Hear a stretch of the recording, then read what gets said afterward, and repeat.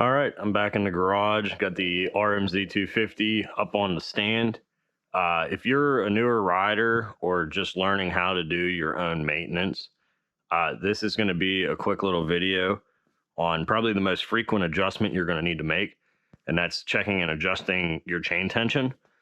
So what you want to do is what's called the 3-finger check. So you see, I got a whole bunch of room there. So that chain is too loose.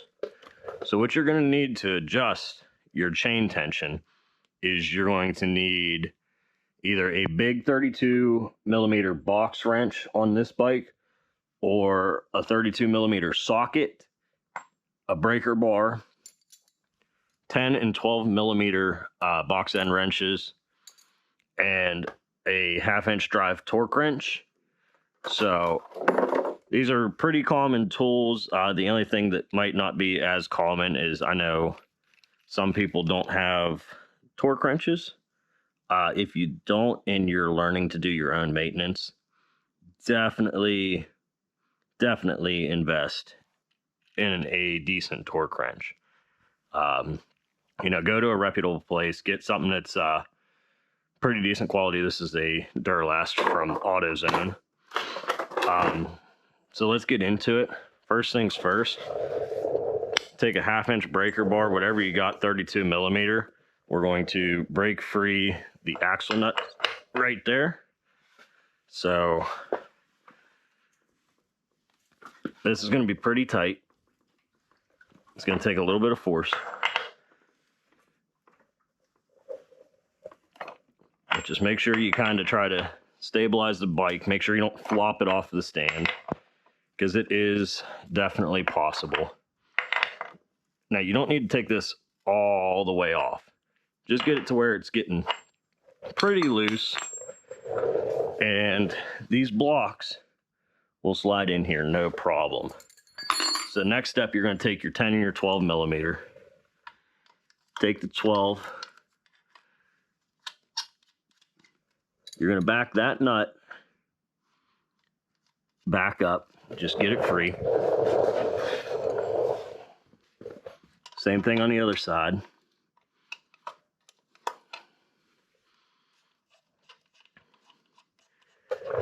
Now, our chain is too loose. The chain can be too tight as well. So if it's too tight, that screw, you want to run it up in to allow the block to slide forward. But we're going to take it back because we need even more chain slat taken out. Now, this is something a little kind of goes a long way. I'm going to go, which is not exact science, but I'm going off the little markings here on the swing arm. Come around the other side. It was the 4th one back.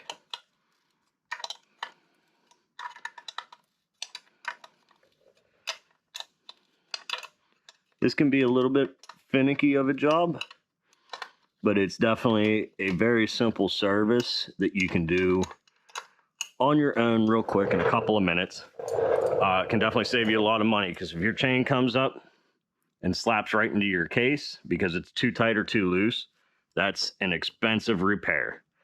So that's just maybe a hair tight right behind the slide there. I got 3 fingers in there, so I'm good with that. Double check that we're even, just behind the 4th. Just behind the 4th. And what you want to do too is look up along the side of your sprocket on the rear and make sure that you're not out of whack here. You don't have to be as particular as you would be with a road bike,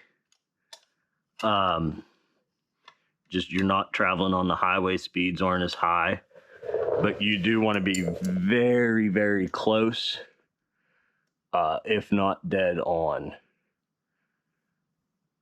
So that alignment looks pretty good. So you want to make sure the alignment's on, because it can actually, for one, wear down your chain a lot quicker, and two, it can actually cause your chain to pop off of the sprocket. And you definitely don't want that to happen if you're getting ready to take off on a jump or just in a bad situation. It can leave you stranded right wherever you are. So that's in good shape. And one little trick to make sure that you're tightened up against your blocks and the adjuster nuts is to take just a regular shop rag, kind of ball it up, stick it in between your chain and your sprocket, rotate it back. Now that's going to increase the tension and pull that wheel forward. So now I'm going to go grab my socket off my breaker bar, put it on my torque wrench. I have my torque wrench set to 80 foot-pounds. This bike, technically it calls for 72.5 if you want to go exactly by the book. I go a little bit over. It's just a comfort thing for me, I guess, a little peace of mind. 72.5 seems a little light, but you usually cannot.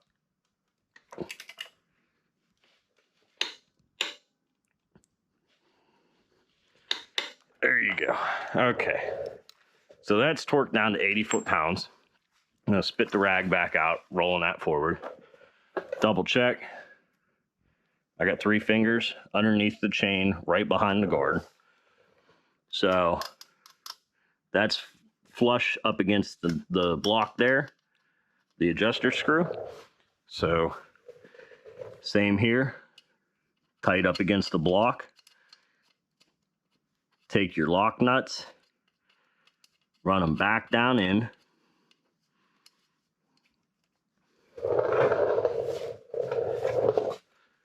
So what you want to do now is you want to take 10 millimeter, put it on the screw itself, and just hold it in place, and take your 12 millimeter.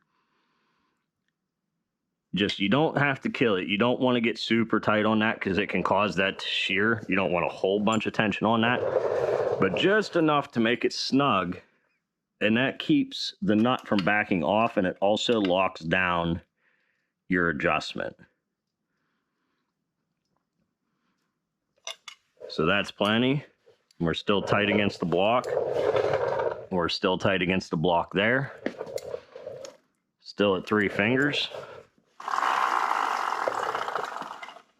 The alignment is good. Chain travels straight. You can see the teeth of the sprocket run straight up.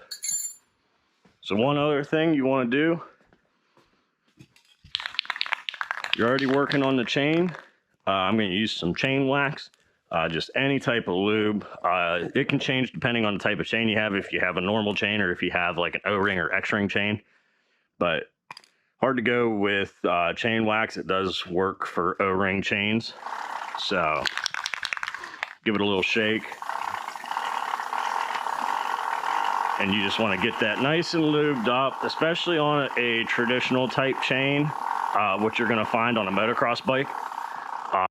Lube on the chain is very, very, very important. You don't want to skip out on this.